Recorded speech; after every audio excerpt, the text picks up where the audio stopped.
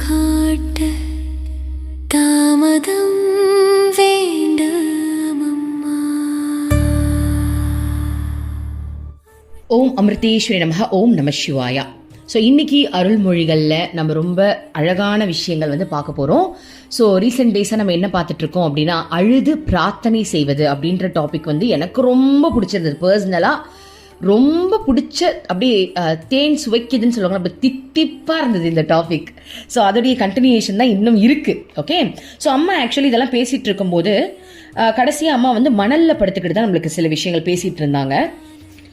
இன்னும் மணலை விட்டு எழுந்துக்கல அப்படின்றதுலேருந்து இப்போ இதில் ஸ்டார்ட் பண்ணுறாங்க. அதான் அழுகையை பற்றி ஒருத்தருக்கு சொன்னார், அழுது நீ பிரார்த்தனை பண்ணு அப்படின்னு சொன்னதுக்கப்புறம் அம்மா தரிசனம் முடிச்சதுக்கப்புறம் திரும்ப மணலில் உட்காரும் போது ஒரு பிரம்மச்சாரி கேட்டார், அம்மா அழுது பிரார்த்தனை செஞ்சால் மட்டும் போதுமா?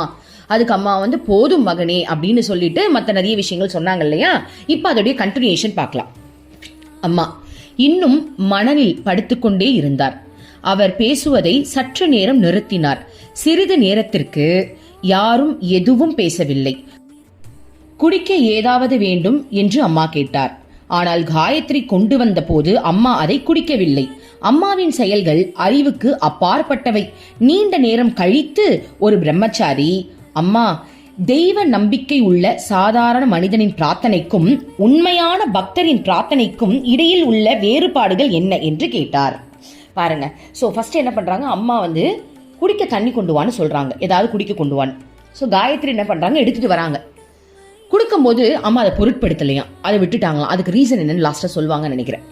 ஓகே, ஸோ இப்போ இன்னொரு பிரம்மச்சாரி என்ன பண்றாரு, அம்மா கிட்ட கேட்கிறாரு, அம்மா, சாதாரண மனுஷன் ஒரு கடவுள் மேல வச்சிருக்க நம்பிக்கைக்கும் தீவிரமான பக்தர்கள் இருக்காங்கல்ல, அவங்க கடவுள் மேல வச்சிருக்க நம்பிக்கைக்கும் என்ன வித்தியாசம்? ஸோ இதை நம்ம எப்படி பார்க்கலாம் அப்படின்னா, சாதாரண மனுஷங்க, இப்போ நம்ம ஃபேமிலி எடுத்துப்போம், கடவுளுக்கு ஹாய் பாய்னு சொல்றவங்க இருப்பாங்கல்ல, அவங்க சாதாரண மனுஷங்கன்னு வச்சுப்போம். சாதாரண மனுஷங்க ஒரு தெய்வத்து மேல ஒரு நம்பிக்கையில எது கோயிலுக்கு போறாங்க, பெருசா இல்லை, போறாங்க வராங்க, அவ்வளவுதான். நம்மள அந்த தீவிரத்துல வச்சுப்போமா? ஏன்னா நம்ம எப்பவுமே கடவுளோட தானே இருப்போம். நம்ம தீவிரம்னு சொல்ல வரல, ஜஸ்ட் அப்படி வச்சு பார்க்கும்போது நம்மளுக்கு சில விஷயங்கள் புரியுன்றதுனால. ஏன்னா நம்ம கடவுளே வாழ்க்கைன்னு இருக்கோமா இல்லையா? எனக்கு தெரிஞ்ச அருள்மொழிகள் கேட்கறவங்க நிறைய பேர் அப்படிதான் இருக்கீங்க.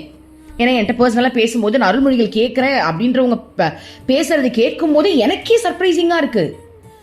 டே, என்னடா சொல்றீங்க? ஒரு பொண்ணு சொல்லுது, அக்கா ஆக்சுவலி வேலையை விட்டுலாம் நின்றுட்டேன்க்கா, ரொம்ப ப்ரெஷராக இருந்தது, கடவுள் மேலே கவனம் செலுத்த முடியல, நானும் யோசித்தேன், வேலையை விட்டு நின்றுட்டேன், பீஸ்ஃபுல்லாக வேறு ஏதாவது வேலை இருந்தால் போய்கிட்டு கடவுள் மேலே கவனம் செலுத்துகிற மாதிரி எந்த வேலை கிடைக்குதோ அந்த வேலைக்கு போகலான்னு வேலையை விட்டுட்டேன்றா. அடேங்கப்பா, டே எப்படிரா அப்படின்னு. அதான்க்கா அருள்மொழிகள் அம்மா சொல்லித்தராங்கல்லக்கா, ஸோ அதனால் அப்படிலாம் வந்துருச்சுன்னு.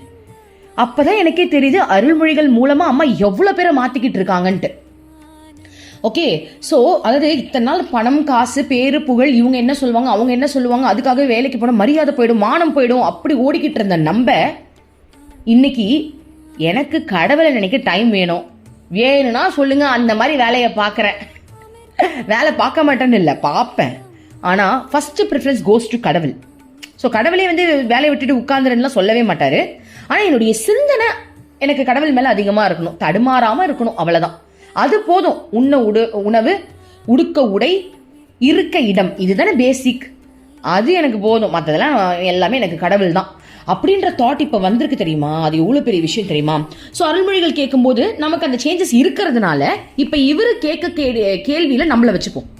சாதாரண மனுஷங்க கடவுள் நினைக்கிறதுக்கும் நம்மள மாதிரி இறைவனுக்காகவே வாழ்றோம், அந்த உணர்வு பூர்வமா வாழ்றோம் இல்லையா, நமக்கும் என்ன வித்தியாசம் அப்படின்னு ஒரு பிரம்மச்சாரி அம்மா கிட்ட கேக்குறாங்க. இதுக்கு அம்மாவோட பதில் என்னவா இருக்கும்? அதுக்கு முன்னாடி ஒரு விஷயம்டா. ஸோ இதெல்லாம் எப்போ நடக்குதுன்னு பார்த்தீங்கன்னா 1984 நடக்குது. இப்போ ஆக்சுவலி இதை நம்ம கேட்கும் போதே நம்ம 1984 அம்மாவோட வாழ்ந்துட்டு இருக்கோம். இது அம்மாவே சொன்னாங்க. அருள்மொழிகள் கேட்டாலோ அதை படித்தாலோ நம்ம அம்மாவோட அங்கே இருக்கிறதுக்கு சமமா. இப்போ நம்ம அம்மாவோட இருக்கோண்டா, நம்மளுக்கு என்ன கவலை? நம்ம நிறைய பேர் நினைக்கிறோம், அம்மாவை பார்க்க முடியல, ரொம்ப தூரத்தில் இருக்காங்க, எப்பயாதான் போக முடியுது அப்படின்னு கவலைப்படுறோம் இல்லையா? முடிஞ்ச அளவுக்கு போயிட்டு வந்துருங்க. பட் முடியாதவங்களுக்கு இதுதான்டா பலன். என்ன தெரியுமா? இப்போ நம்ம இந்த நிமிஷம் அம்மாவோட இருக்கோம், அம்மா சொன்ன விஷயங்கள் நம்ம காதால கேட்குறோம். அப்போ இந்த செகண்ட் நம்ம அம்மா கூட தானே இருக்கோம், அவ பேசுறது நம்ம கேட்குறோம்ல. இதை விட பாக்கியம் வேற என்னடா இருக்கு? எவ்வளோ பெரிய ஒரு சூப்பரான ஒரு விஷயத்தில் நம்ம இருக்கோம் தெரியுதா உங்களுக்கு? அம்மாவோட வாழ்கிறோம், நம்ம கவலையே பட வேணாம், நம்ம அம்மா கூட ஆசிரமத்தில் இல்லை, நம்ம லேட்டாக பிறந்துட்டோம், லேட்டாக ஆன்மீகம் தெரிஞ்சிருச்சு, இந்த நேரத்தில் தெரிஞ்சிருக்கேன்னு நிறைய பேருக்கு அந்த கவலை கில்ட்டெல்லாம் ஆகும். நம்ம அதுக்கெல்லாம் இடம் கொடுக்கவே வேண்டாம். இப்போது நான் 84 இருக்கேன், அம்மா மணலில் படுத்துட்டு இருக்காங்க, நான் பக்கத்தில் இருக்கேன், சுற்றி பிரம்மச்சாரிகள் இருக்காங்க, அவங்க கேட்க பக்தர்கள் இருக்காங்க, அவங்க கேட்குற கேள்விகளை நானும் பக்கத்தில் நின்று ஒரு பக்தையாக இருந்து நான் வந்து அதை கேட்குறேன் அப்படின்ற எண்ணத்தோடு நம்ம கேட்கலாம். இப்போ அம்மா பக்கத்தில் இருக்கோம். அம்மா, சாதாரண மனிதர்களும் உண்மையான பக்தர்களைப் போலவே பிரார்த்தனை செய்கின்றார்கள். இருவரது பிரார்த்தனையும் சொற்களும் ஒன்றாகவே இருக்கலாம். ஆனால் சாதாரண மனிதர்கள் அந்த சொற்களை வெறுமன உணர்வின்றி சொல்வார்கள். அவர்கள் இதயபூர்வமாக பிரார்த்திப்பது இல்லை. பெரும்பாலும் அவர்கள் பயத்தினாலும் தங்கள் ஆசைகளை நிறைவேற்றிக் கொள்வதற்காகவும் ஏதோ சொல்கின்றார்கள். இதுவே அவர்களை பொறுத்தவரை பிரார்த்தனையாகும். உண்மையில் அவர்கள் இறைவனுக்கு எனக்கு இது வேண்டும் அது வேண்டும் என்று யோசனை சொல்கின்றார்கள். மேலும் அவர்கள் நான் ஆசைப்படுவதையும் விரும்புவதையும் எனக்கு தா, எனக்கு பிடிக்காததை தராதே என்று அறிவுறுத்துகின்றார்கள். இது எப்படி உண்மையான பிரார்த்தனையாகும்? இது இறைவன் மீதே ஆதிக்கம் செலுத்துவது போன்றது. மேலும் இது இறைவனின் அனைத்தையும் அறிவையும் வல்லமையும் சந்தேகிப்பது போன்றது. இப்படிப்பட்ட மக்கள் எது சிறந்தது எது தேவையற்றது என்பது இறைவனை காட்டிலும் எனக்கு அதிகமாக தெரியும் என்று மறைமுகமாக தெரிவிக்கின்றார்கள். புரியுதுங்களா? அதாவது சாதாரண மனிதர்கள் வந்து இறைவன்கிட்ட பிரார்த்தனை பண்றது பக்தர்கள் பண்ற மாதிரியே வார்த்தைகள் சொற்கள் எல்லாமே இருந்தாலும் அவங்களுடைய மைண்ட் செட்ல அவங்களுடைய ஆசையை தீர்த்துக்க கூடிய விஷயங்களை தான் அவங்க அதிகமாக பிரார்த்தனை செய்வாங்க. ஸோ அது எப்படிப்பட்ட பிரார்த்தனை அப்படின்னா, கடவுளுக்கே அதிகாரம் செலுத்துறது, கடவுள் மேலேயே எனக்கு இது கொடுங்க, இதான் எனக்கு கரெக்டு, உங்களுக்கு என்ன தெரியும், எனக்கு தான் தெரியும், நான் சொல்கிறேன், நீ எப்படி சொல்கிற இது கரெக்ட் இல்லைன்னு, எனக்கு என்ன, நான் இப்போ என்ன கேட்டுட்டேன், ஒரு நல்ல ஒரு கல்யாணம், ஒரு குழந்தை, நல்ல ஒரு வீடு வாசல் காரு பங்களான்னு என்னை செட்டில் பண்ணி வச்சிரு, இதுதானே கரெக்டு, நான் கரெக்டாக தான் சொல்கிறேன், நான் சொல்கிறத நீ செய்யன்னு கடவுள்கிட்டயே வந்துட்டு முறையிடுவாங்களாம். கடவுள் மேலே அவங்களுக்கு நம்பிக்கை கிடையாதான். அதாவது உனக்கு எல்லாம் தெரியும் அப்படின்றது இந்த சரண்டர் உங்களுக்கு இல்லை. எனக்கு தெரியும், உன்னை விட எனக்கு நிறைய தெரியும், நான் சொல்றது செய்யறைவா அப்படின்னு கும்பிட்றவங்க இருக்காங்க. இன்னொன்று பயத்தினால கும்பிட்றவங்க. ஐயோ கடவுள் இல்லைன்னா நம்மளுக்கு ஏதாவது ஆயிடுமோ, கடவுளை கும்பிட்டாதான் நம்ம நல்லா இருக்க முடியும், இல்லைன்னா நம்ம குடும்பம் நல்லா இருக்காது. ரோட்ல போறேன், ஒரு பைக்ல போறேன் அப்படின்னா கடவுளை கும்பிட்டோம் அப்படின்னா அவர் நம்மளை காப்பாற்றுவார். ஏதோ ஒரு விதத்துல ஏதோ ஒரு பயம், ஓகேவா, பயத்தினால கடவுள்கிட்ட போறவங்க இருக்காங்க. இதெல்லாம் சாதாரண மனிதர்கள் செய்யக்கூடிய விஷயம் அப்படின்னு அம்மா சொல்றாங்க. இதை நாம் பிரார்த்தனை என்று சொல்ல முடியாது. இது அகங்காரத்தின் ஒரு தோற்றமே ஆகும். இப்படிப்பட்ட மக்களிடம் விருப்பு வெறுப்பு இருக்கிறது. தங்களது ஆசைகளை நிறைவேற்றிக் கொள்வதே இவர்களது நோக்கமாகும். ஆசைகள் என்ற மையத்தை சுற்றியே இவர்களது பிரார்த்தனைகள் சுழலுகின்றன. பாருங்க, இது வந்து ஒரு அகங்காரம் நிறைஞ்ச பிரார்த்தனைன்னு சொல்றாங்க. இது அகங்காரத்துடைய ஒரு வடிவம்னு சொல்றாங்க. இப்படிப்பட்ட பிரார்த்தனையில விருப்பு வெறுப்பு இருக்குன்றாங்க அம்மா. ஸோ தங்களுடைய ஆசைகள் நிறைவேறணும், அதுக்கு தான் நான் இறைவன் கிட்ட போறேன். ஸோ அந்த ஆத்மா சுத்தமாவதா அப்படின்னு கேட்டா இல்ல. ஒரு பிரார்த்தனை அப்படின்றது என்ன தெரியுமா, நம்மளுடைய ஆத்மா சுத்தம் அடையணும். ஆனா நம்ம பண்ற இந்த சாதாரண மனிதர்கள் பண்ற பிரார்த்தனை எப்படிப்பட்டது அப்படின்னா, அதுல வந்து ஆத்மா தூய்மை அடையல, என் ஆத்மாக்கு இருக்கிற ஆசையை முதல்ல நீ தீருன்றாங்க. ஆத்மாவை சுத்தப்படுத்தவே கடவுள் கிட்ட வரலையா, ஆத்மாவை சுத்தப்படுத்ததான் கடவுள் கிட்ட நம்ம வரோம். ஆனா அங்க வந்து அது ஆத்மாவின் தூய்மைக்காக தான் நம்ம பிரார்த்தனை பண்ணணும்ன்றதையே மறந்துட்டு எனக்கு பிடிச்ச விஷயங்களை நீ செஞ்சு கொடுன்னு ஒரு அகங்காரத்தின் ஸ்வரூபமாவே நம்ம அம்மா கிட்ட போய் நிக்கிறோம், கடவுள் கிட்ட போய் நிக்கிறோம்னு அம்மா சொல்றாங்க. ஒரு உண்மையான பக்தன் நம்மளதான் சொல்றாங்க. சும்மா அப்படி யோசிச்சு பார்ப்போம், அப்பதான் நம்ம வந்து கரெக்டா பண்றோமான்னு ஒரு தாட் நம்மளுக்கு வரும், ஒரு என்கரேஜ்மெண்ட்டா இருக்கும். அதனாலதான் சொல்றேன். அம்மாவே ஷாக் ஆகிற, என்னது உண்மையான பக்தன் யாருன்னு எனக்கு தெரில, இருந்தாலும் நாங்கள் எங்களை வச்சு பார்க்குறவே, ப்ளீஸ்மா கிவ் மீ பெர்மிஷன்மா, ப்ளீஸ்மா, உண்மையான பக்தன் அப்படின்ற கேட்டகரியில் நாங்கள் எங்களை வச்சு இந்த கொஞ்ச நேரம் பார்த்துக்குறோம்மா ப்ளீஸ். ஓகே, அம்மா ஓகே சொன்னாங்களோ இல்லையோ, நம்ம பார்த்துப்போம், என்னன்னு பார்ப்போம். ஒரு உண்மையான பக்தன் இறைவனை வணங்கும் போது தன்னையே இறைவனுக்கு அர்ப்பித்து விடுகின்றான். ஸோ இதை நம்ம சுவைக்கணும். உண்மையான பக்தன் என்ன பண்றான் அப்படின்னா, தன்னையே இறைவன் கிட்ட சமர்ப்பிக்கிறான்றது என்ன மீனிங் தெரியுமா? உங்களுக்கு பிடிச்ச ஒரு பர்சனை பார்க்கும்போது நீங்க என்ன கேட்பீங்க?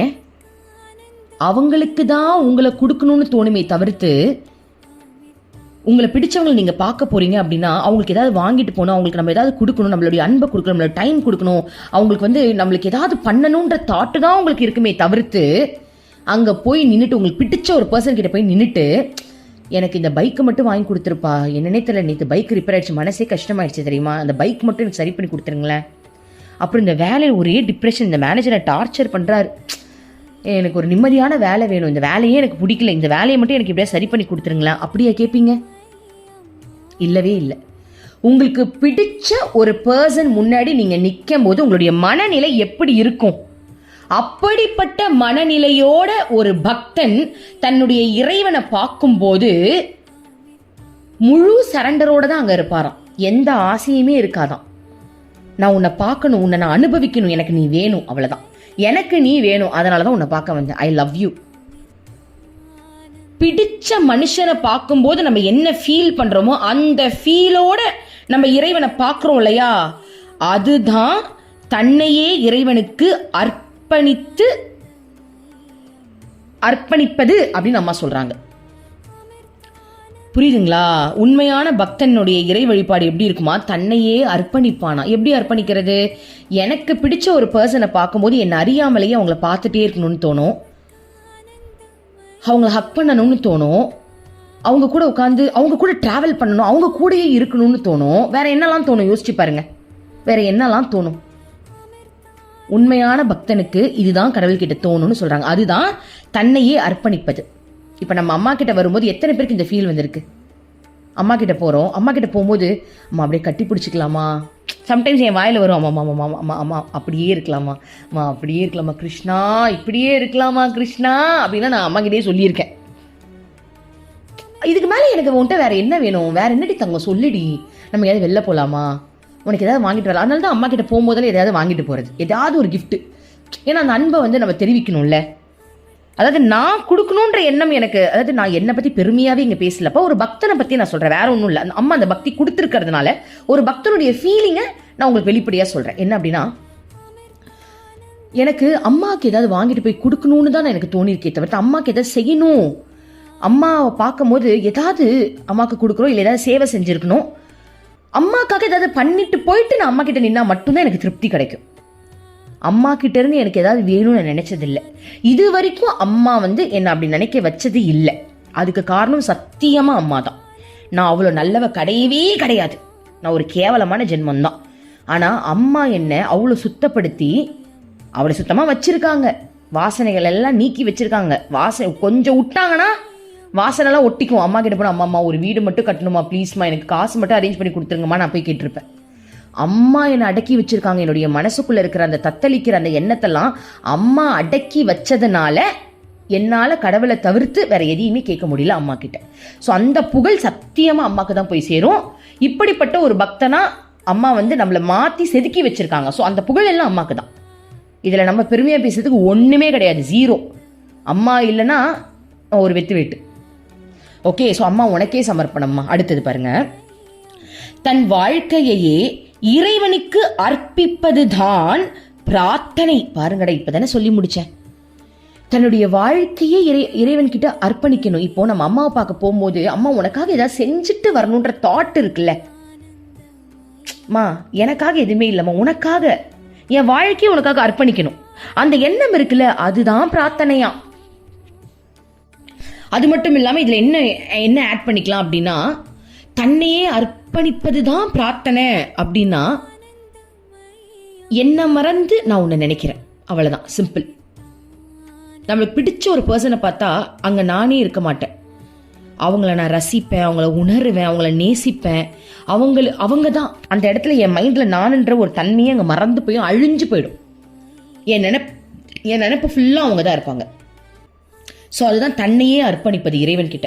இறைவனை நம்மளுக்கு பிடிக்கும் போது தன்னையே அர்ப்பணிச்சு, எனக்கு என் தாட்டே இல்லை, எனக்கு எல்லாமே உன் தாட்டு தான் இருக்கு, அதுதான் பிரார்த்தனைன்னு அம்மா சொல்றாங்க. உண்மையான சரணாகதியே உண்மையான பிரார்த்தனை. பாருங்க, உண்மையான சரண்டர், அதுதான் உண்மையான பிரார்த்தனையா. உண்மையான சரண்டர். ஒருத்தவங்களுக்கு நான் ஆசிரமத்தில் இருக்கும் போது என் கூட இருக்கிறவங்க தான், ஒருத்தவங்களுக்கு ஒரு சம்பவம் நடந்திருக்கு. அவங்க ஹஸ்பண்ட் வந்து லாரி ஓட்டியிருக்காங்க.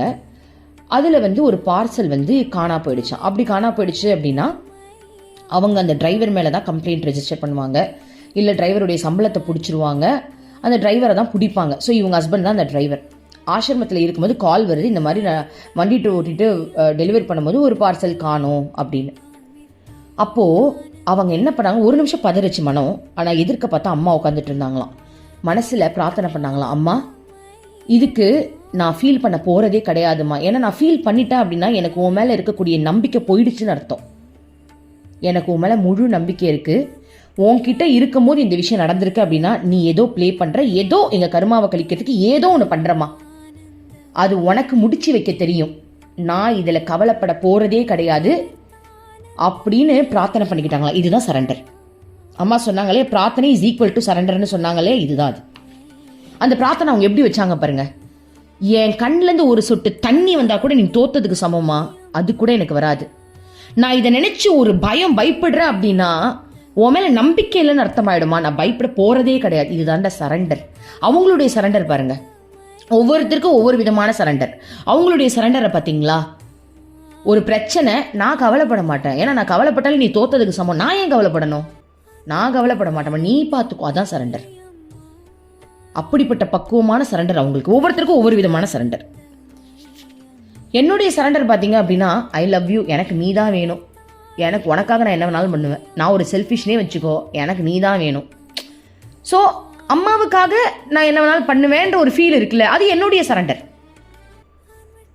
ஒவ்வொருத்தருக்கும் அந்த பக்தியின் விதம் வேறுபடுது. ஒவ்வொருத்தரும் ஒவ்வொரு வண்ணம் இல்லையா, எல்லாமே சூப்பர் வண்ணங்கள் தான்.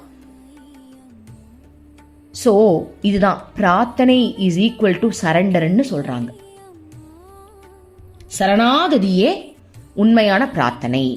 ஸோ ஒவ்வொருத்தரும் அம்மா கிட்ட வரும்போது, நெருங்கும் போது அவங்க சூழ்நிலைக்கு ஏற்ற மாதிரி சரண்டர் ஆகிறாங்க.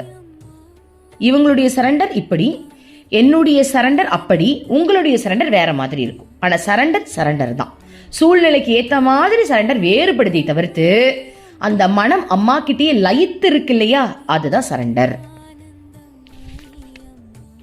அம்மா சொல்றாங்க, உண்மையான பிரார்த்தனையில் கேட்பதற்கோ வேண்டுவதற்கோ தெரிவிப்பதற்கோ எதுவுமே இல்லை. கடவுள் எங்கும் நிறைந்தவர், அனைத்தையும் அறிபவர், சர்வ வல்லமை வாய்ந்தவர் என்பதை உண்மையான பக்தன் உணர்கின்றான். இந்த உணர்வுடன் தனது இயலாமையை முழுவதுமாய் உணர்ந்து அவன் கடவுளை தமக்கு ஒரே துணையாகவும் வழிகாட்டியாகவும் ஏற்றுக்கொள்கின்றான். இப்படிப்பட்ட உளமார்ந்த மனம் திறந்த பிரார்த்தனையில் ஒரு பக்தன் ஒன்றுக்கு உதவாத தனது அகங்காரத்தின் சுமையை ஒப்புக்கொள்கின்றான். பாருங்க, இதை நம்ம பொறுமையா பார்க்கலாம். என்ன சொல்றாங்கன்னா, கடவுள் எங்கும் நிறைஞ்சவர், அவருக்கு எல்லாமே தெரியும். என் வாழ்க்கையில நடக்கிற விஷயங்களை பத்தி அவருக்கு தெரியாதா என்ன? நான் என்ன போய் சொல்றது, என்னை இதை மாதிரி காப்பாத்துங்க, என்னை இதுல இருந்து வெளில கொண்டு வந்துருங்க அப்படின்னு நான் சொல்றதுக்கு என்ன இருக்கு? ஆக்சுவலி அவருக்கு எல்லாமே தெரியும். அவர் என்னோட வாழ்றாரு. என் பிரச்சனை அவருக்கு தெரியும், என்னுடைய சூழ்நிலை அவருக்கு தெரியும். அதுக்காக கேட்கவே கூடாதுன்னா இல்லை. அது அடுத்த டாபிக் வரேன். முதல்ல இதை முடிச்சிருவோம். எல்லாமே உனக்கு தெரியும், நீ எனக்கு பார்த்து செஞ்சுக்கிட்டு இருக்க, நான் ஏன் கவலைப்படணும்? என்னுடைய ஒரே ப்ராசஸ் என்ன தெரியுமா, உன்னை லவ் பண்ணுறது மட்டும்தான் என் ப்ராசஸ். நம்ம லவ் பண்ணுவோம். நான் அப்படிதான்ப்பா இருப்பேன். நான் எதையும் போய் அம்மாட்ட சொல்லலாம் மாட்டேன். லவ் பண்ணுவோம், இதான் என்னோட வேலை. ஐ லவ் யூ, எனக்கு ஒன்று கட்டி பிடிக்கணும். என்னோட லவ் எப்படி இருக்கும்? கட்டி பிடிக்கணும், உன்கிட்ட பேசணும், நீ என்னை ரசிக்கணும், நான் உன்னை ரசிப்பேன். இது என்னோட லவ் பாவம். டெய்லி கேட்பேன். என்னுடைய பிரார்த்தனை இதுதான், கிருஷ்ணா நீ என்ன இப்போ என்ன கிருஷ்ணா ஃபீல் பண்ணுற? இப்போ கூட அருள்மொழிகள் போடுறதுக்கு முன்னாடி ரெக்கார்ட் பண்ண ஸ்டார்ட் பண்ணிட்டேன். திடீர்னு எனக்கு ஒரு தாட், இப்படி பார்க்குற அம்மா கண்ணில் தண்ணி வர மாதிரி ஒரு ஃபீல் வந்துச்சு. அம்மா உன் கண்ணில் தண்ணி வந்துச்சா அப்படின்னு கேட்டேன் டைஸில். அம்மா இல்லையே அப்படின்ட்டா. இல்லையே, என் கண்ணில் நான் பார்த்தேனே. ஏன்னா அம்மா நல்லா எனக்கு இந்த ரிஃப்ளெக்ஷன் காட்டுவாங்க அம்மா ஃபோட்டோவில். இல்லையே, நீ என்னை பற்றி ஏதோ ஃபீல் பண்ணுறேன்னு மட்டும் எனக்கு தெரியுது. என்ன ஃபீல் பண்ணுற பாருங்க. அருள்மொழிகள் போட வந்தேன்னா உட்காந்து கதை பேச ஆரம்பிச்சிட்டேன். பாருங்க, இப்படி தான் நான் கதை பேசுவேன். அம்மா நீ என்னை பற்றி ஏதோ ஃபீல் பண்ணியிருக்கேன். இல்லை நான் ஃபீல் பண்ணல, நம்ம டைஸை சொல்லிட்டேன். நான் சொன்னேன், அப்போ உனக்கு என் மேலே ஃபீலிங்ஸ் இல்லையா? எனக்கு தெரியாது.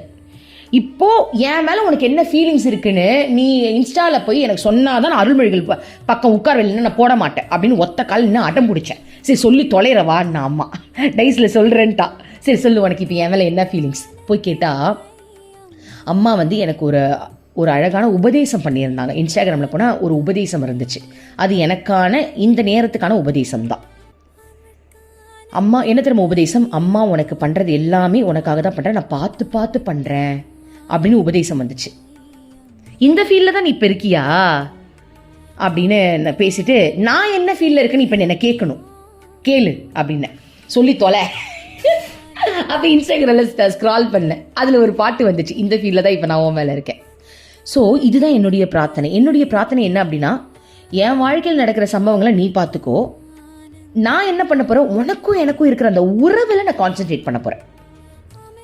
ஸோ என்னுடைய பாவம் எப்படின்னா, எப்படி சொல்கிறது, நானும் உன்னை லவ் பண்ணுறேன், நீ என்னை எவ்வளோ லவ் பண்ணுறேன்னு எனக்கு காட்டு.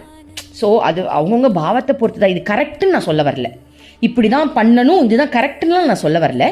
ஜஸ்ட் உங்களுக்கு இன்ஃபார்ம் பண்ணுறேன், என்னோட பாவம் இது. நான் என்னுடைய மைண்டை வந்து குதிரைக்கு கடிவாளம் கட்டின மாதிரி எப்படி வச்சுருக்கேன் அப்படின்னா, 2 பேரும் லவ் பண்ண போகிறோம், அந்த லவ்வில் நான் கவனம் செலுத்த போகிறேன். என் வாழ்க்கையில் நீ கவனம் செலுத்திக்கோ, அது ஓம் பொறுப்பு, எனக்கு அதை பற்றி கவலை இல்லை. நான் உன்னை லவ் பண்ணுறேன், நீ என்ன லவ் பண்ணுறியா இல்லையாவா அப்படின்னு சொல்லி உட்கார வச்சு சண்டை போடுவேன், பேசுவேன், என்ஜாய் பண்ணுவேன். பாருங்க, நான் அம்மா கிட்ட இப்படி தான் பண்ணிக்கிட்டு இருப்பேன். நேற்று கூட நான் வீட்டை பெருக்கிட்டு இருந்தேன், ஒரு கேள்வி கேட்டுக்கிட்டே வீட்டை பெருக்கிட்டு இருந்தேன் டைஸில் அம்மாட்ட. அப்போ அம்மா வந்து 3 தடவை போடுவேன், ஏன்னா டைஸில் டக்குன்னு ஆன்சர் வராது இல்லையா, 6 நம்பர் இருக்குது, ஒரு நம்பர் போட்டால் ஆன்சர் வராது. ஸோ 3 டைம்ஸ் போடுவேன். ஃபஸ்ட் டைமே அவங்க ஆன்சர் சொல்லிட்டாங்க அப்படின்னா தீவிரமாக இருக்காங்கன்னு அர்த்தம். லாஸ்ட்டாக 3ஆவது தடவை தான் ஆன்சர் சொல்கிறாங்க அப்படின்னா சொங்கி பட்டானியாக இருக்காங்கன்னு அர்த்தம். கடைசியில் அம்மா கிட்ட நான் கேட்குற கேள்விகளே எனக்கு 3ஆவது தடவை தான் ஆன்சர் பண்ண. தொடப்பா நான் கீழே போட்டு ரூம்குள்ளே வந்து என்ன தூங்கிட்டு இருக்கியான்னு கேட்டேன் அம்மாவை. தூங்கிட்டு இருக்கியாமா? தூங்கிட்டா இருக்க, ஏன் 3ஆவது தடவை ஆன்சர் பண்ணுற, முதல் தடவை ஆன்சர் பண்ண மாட்டியா? உன் கூட இருக்கிற பிரம்மச்சாரிகள் பக்தர்கள் அங்கே இருக்காங்களே, உன் கூடயே வாழ்றவங்களுக்கு மட்டும் கூடயே பேம்பர் பண்ணி கேட்குற கேள்விக்கெல்லாம் பட்டுன்னு பதில் சொல்கிறேன். நான் தூரத்தில் இருக்கிறதுனால என்ன நீ கவனிக்க மாட்டியா? அப்போ நான் யாரு உனக்கு அப்படின்னு ஒரே சண்டை. அப்படிதான் பண்ணுவேன் அம்மாட்ட, அப்படிதான் பைத்தியம் மாதிரி பேசிக்கிட்டே இருப்பேன், ஒரே சண்டை. அப்போ நான் யார் உனக்கு, எனக்கு இம்பார்ட்டன்ஸ் தர மாட்டியா? என்ன பாரு, இம்பார்ட்டன்ஸ் தரமாட்டேன் அப்படின்னு. அப்போ வந்து அம்மா எனக்கு ரெஸ்பான்ஸே பண்ணல, ரிப்ளைவே பண்ணல. அப்படியே அழுக வந்துருச்சு. என்ன பெருக்கல பாருங்க, பாதி வீட்டை பெருக்கிட்டு உள்ளே உட்காந்து அம்மா கிட்ட பேசிகிட்டு இருக்கேன். அப்போ எனக்கு அழுக வந்துருச்சு. டக்குன்னு என் மனசு சொல்லுது, அப்போ நீ என் கூட இருக்க மாட்டியாமா? பரவாயில்லம்மா, நான் உன் கூட தாம்மா இருப்பேன், என்னால் உன்னை விட்டு போக முடியாது, நான் உன் கூட இருப்பேன், பரவாயில்ல, நீ என் கூட இல்லைனா என்ன, இப்போதைக்கு நீ என் கூட இருக்க, நீ எனக்கு வந்து ஒரு அறிவு கொடுத்துருக்கல, இந்த புத்தி கொடுத்துருக்கல, இதை வச்சு எனக்கு இப்போ உன்னை தெரியுது, நீ யாருன்னு எனக்கு தெரிகிற காரணத்தினால நான் சொல்கிறேன், நான் உன் கூட தான் இருப்பேன், நான் உன்னை விட்டு போக மாட்டேன், நீ இருந்தானே நான் இருந்தானே, 2 ஒன்று தானே, போ, நான் உன் கூட இருக்கேன், நீ என் கூட பேசலனாலும் பரவாயில்ல. கொஞ்ச நேரம் அம்மா கிட்ட உட்காந்து நான் பேசிக்கிட்டு அதுக்கப்புறம் தான் நான் பெருக்கவே போனேன். ஸோ இப்போ அம்மா சொன்னாங்க இல்லையா, பிரார்த்தனை என்பது எதையுமே கேட்காது, கடவுளுக்கு எல்லாமே தெரியும் அப்படின்னு முழு சரணாகதியோட அந்த உண்மையை புரிஞ்சுக்கிட்டு நம்ம இறைவன் கிட்ட சமர்ப்பிக்கிறது தான் பிரார்த்தனைன்னு சொன்னாங்க இல்லையா. அந்த சமர்ப்பிக்கிறது ஏன் தன்மையில எப்படி இருக்குன்னு உங்களுக்கு சொன்ன, அவ்வளவுதான். புரிஞ்சுக்கிறதுக்காக, வேற ஒன்றும் இல்லை, என்னுடைய பாவம் அவ்வளவுதான். நான் எப்படி சரண்டர் பண்றேன்னு பாத்தீங்களா? நான் குடும்ப கதையை பத்தியே அம்மா கிட்ட பேசுறதே கிடையாது. பேசுறேன் அப்படின்னாலும் எங்க 2 பேர் கதை. அப்போ உனக்கு என்ன பிடிக்கலையா, அப்போ உனக்கு நான் வேண்டாமா, அப்ப நான் யாரு உனக்கு, அது லவ் தானே, புரியுதுங்களா? எதுவுமே பேசாமலாம் இருக்க மாட்டேன், இதுதான் என்னோட வேலை. இதை பேசிக்கிட்டே இருக்கும்போது அதில் ஒரு காதல் மலருதா, ஒரு அன்பு மலருதா, அவகிட்ட நான் பேசுறேன்னா ஏதோ ஒன்று பேசுறதுக்கு எனக்கு ஒரு வாய்ப்பு கிடைக்குதா, அம்மா அந்த பாவம் கொடுத்து என்னை பேச வச்சிருக்காங்க. ஒவ்வொருத்தருக்கும் ஒவ்வொரு பாவம், சில பேர் அமைதியிலேயே இருப்பாங்க, அது அவங்களுடைய பாவம். ஓகே, சரி, அடுத்தது பார்க்கலாம். இன்னொரு வாட்டி அந்த லைனை படிக்கிறேன் பாருங்க. என்ன சொல்றாங்க அப்படின்னா, கடவுள் எங்கும் நிறைந்தவர், அனைத்தும் அறிந்தவர், சர்வ வல்லமை வாய்ந்தவர் என்பதை உண்மையான பக்தன் உணர்கின்றான். இந்த உணர்வுடன் தனது இயலாமையை முழுவதுமாக உணர்ந்து அவன் கடவுளை தனது ஒரே துணையாகவும் வழிகாட்டியாகவும் ஏற்றுக்கொள்கின்றான். இப்படிப்பட்ட உளமார்ந்த மனம் திறந்த பிரார்த்தனையில் ஒரு பக்தன் ஒன்றுக்கும் உதவாத தனது அகங்காரத்தின் சுமையை ஒப்புக்கொள்கின்றான். பற்றற்ற பொருளை ஏன் வைத்துக் கொள்ள வேண்டும்? எனவே அவன் இறைவனிடம் அகங்காரத்தை அழிக்குமாறு வேண்டுகின்றான். இது போன்ற பிரார்த்தனை தான் உண்மையானது. பாருங்க, ஸோ என்ன சொல்றாங்க அப்படின்னா, நான் உன்கிட்ட கேட்க வேண்டிய ஒரிஜினல் பிரார்த்தனை என்னுடைய அகங்காரத்தை அழிச்சிடுமா, என்னுடைய ஆணவத்தை அழிச்சிடுமா. நேற்று கூட இதுக்கு ரிலேட்டடாக நான் சில பிரார்த்தனை பண்ணிக்கிட்டு இருந்தேன். அம்மா, நான் வேற யார் மேலேயாவது கவனம் செலுத்துறேன் அப்படின்னா தயவு செஞ்சு அதை என்கிட்ட எடுத்துருமா, எனக்கு அது வேண்டாமா, இந்த பற்றுலேருந்து என்ன வெளில கொண்டு வந்துருமா. சில பேர் மேலே டக்கு டக்குன்னு பற்று ஒட்டுது என்ன இருந்தாலும், அதெல்லாம் வேண்டாமா, அதுலேருந்து வெளில கொண்டு வந்துருமா ப்ளீஸ்மா. ஓப்பனாக பேசினேன் அம்மா கிட்ட, ஓப்பனாக பேசினேன் மனம் விட்டு. அம்மா எனக்கு இன்னும் சுயநலம் இருக்கு போல் இருக்குமா, இன்னமும் நான் சில விஷயங்களை ஒழுங்காக அனலைஸ் பண்ண மாட்டேங்கிறேம்மா, தப்பு பண்ணுறேம்மா. அம்மா என்னை இதுலேருந்து வெளில எடுத்துடுறீங்களா ப்ளீஸ்மா. சத்தியமாக பேசினேன்டா இதெல்லாம் நேற்று. அம்மா எனக்கு டைஸில் போட்டு போட்டு பேசிகிட்டு இருக்கும்போது நான் கண்டிப்பாக ஒன்று வெளில எடுத்துறேன்னு அம்மா சொன்னேன், உனக்கு ஹெல்ப் பண்ணுறேன் சப்போர்ட் பண்ணுறேன்னு சத்தியமாக சொன்னாங்க. நேற்று இருந்த ஃபீல் எனக்கு இல்லை. ஸோ எனக்கு ப்ராப்ளம்ஸ், அதாவது என்னுடைய ப்ராப்ளம்னா என்ன ப்ராப்ளம் தெரியுமா, நான் மனசு விட்டு அம்மாட்ட பேசுகிறேன் இல்லையா, அம்மா இங்கே எனக்கு அகங்காரம் ஒரு மாதிரி வருதுமா, இது வேண்டாமா, எனக்கு ஒரு மாதிரி பெருமையாக இருக்குமா சில விஷயம், அந்த பெருமையை எனக்குள்ளேருந்து எடுத்துருங்கம்மா, அந்த டாப்பிக்கே வேண்டாமா அம்மா, நான் ஒன்றும் இல்லைன்ற ஃபீல் எனக்கு நிறையா கொடுக்குறீங்களா, இதுதான் பிரார்த்தனைன்னு அம்மா சொல்கிறாங்க. அகங்காரத்தை எடுத்துருங்க, எனக்கு பணிவை கொடுங்கம்மா, இந்த ஃபீல் எனக்கு வேண்டாம், நான் உன் குழந்தையா இருக்கேனேம்மா, இதுதான் இதுதான் ஒரிஜினல் பிரார்த்தனைன்னு அம்மா சொல்கிறாங்கடா.